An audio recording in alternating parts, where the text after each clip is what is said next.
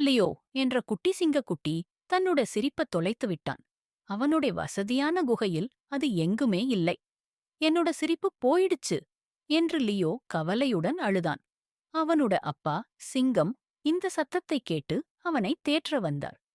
கவலைப்படாதே கண்ணு என்று அவள் ஆறுதலாக சொன்னார். சில நேரங்களில் பொருட்கள் எதிர்பாராத இடங்களில் தொலைந்து போகும். நீ ஏன் அதை காட்டில் போய் தேடக்கூடாது, கண்டிப்பா அங்க கிடைக்கும் என்றார். ஆகவே லியோ கவலையும் நம்பிக்கையும் கலந்து காட்டுக்குள் துள்ளி குதித்து சென்றான்.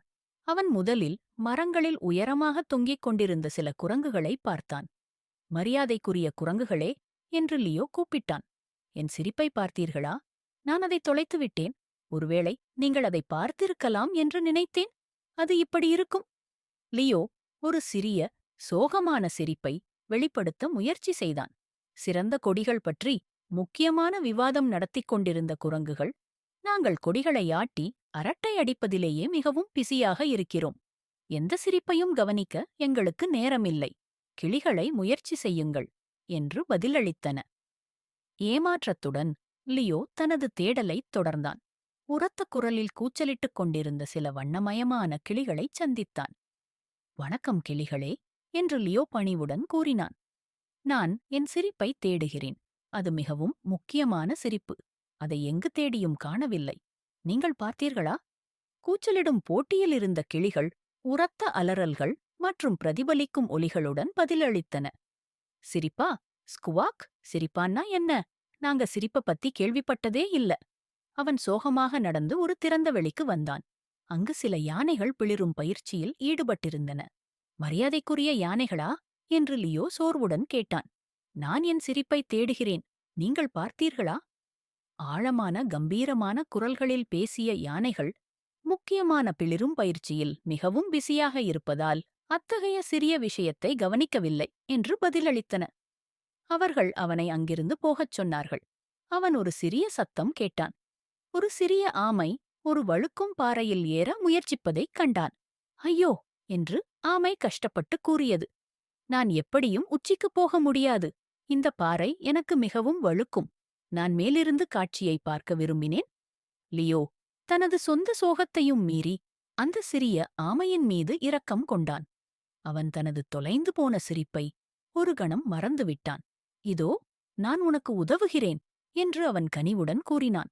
லியோ பாறையின் மீது சென்று ஆமையை பின்புறத்தில் இருந்து மெதுவாகத் தள்ளினான். அவன் தலை மற்றும் பாதங்களால் அதை நகர்த்தினான். அது கடினமான வேலை மற்றும் பாறை வழுக்கும் தன்மையுடன் இருந்தது.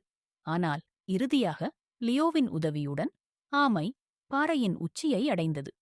ஓ, நன்றி, மிக்க நன்றி என்று ஆமை நன்றியுடனும் சற்று கீச்சலான குரலுடனும் கூறியது. நீங்கள் மிகவும் உங்கள் உதவியில்லாமல் என்னால் இதை செய்திருக்க முடியாது. இங்கிருந்து பார்ப்பதற்கு அழகான காட்சியாக உள்ளது. ஆமை ஒரு பெரிய பல்லில்லாத புன்னகையை காட்டியது. பிறகு ஒரு அற்புதமான விஷயம் நடந்தது. லியோ ஆமையின் மகிழ்ச்சியான முகத்தை பார்த்தபோது ஒரு மகிழ்ச்சியான ஒலி அவனுள் இருந்து வெளிப்பட ஆரம்பித்தது. அவன் சிரிக்கும் முன் அது ஒரு ஒலியாக மாறியது. ஹா ஹா ஹா, அவனுடைய சொந்த சிரிப்பு. அது திரும்பி வந்துவிட்டது. என் சிரிப்பு, அது வந்துவிட்டது. அது உண்மையிலேயே வந்துவிட்டது. என்னால் நம்ப முடியவில்லை. லியோ சந்தோஷமாக சிரித்தான். அவனுடைய சிரிப்பு தொலைந்து போகவில்லை என்பதை அவன் உணர்ந்தான். நான் என் சிரிப்பை கண்டுபிடித்து விட்டேன் என்று லியோ மகிழ்ச்சியுடன் கூறினான். மேலும், நான் இதைவிட சிறந்த ஒன்றை கண்டுபிடித்தேன். மற்றவர்களுக்கு உதவுவது எனக்கு மிகவும் நன்றாக உணர வைக்கிறது. அவர்கள் சிறந்த நண்பர்களாக மாறினர். அந்த நாள் முதல் லியோ என்ற குட்டி சிங்கக்குட்டி காடு முழுவதும் அறியப்பட்டான். அவனுடைய விளையாட்டுத்தனமான கர்ஜனைகளுக்கு மட்டுமல்ல, அவனோட பெரிய, உரத்த மற்றும் மிகவும் தொற்றுத்தனமான சிரிப்புக்கும் அறியப்பட்டான். மற்றவர்களுக்கு உதவுவதிலிருந்து மிகப்பெரிய மகிழ்ச்சி வருகிறது என்பதையும், சிரிப்பு பெரும்பாலும் சிறந்த வெகுமதி என்பதையும் அவன் கற்றுக்கொண்டான்.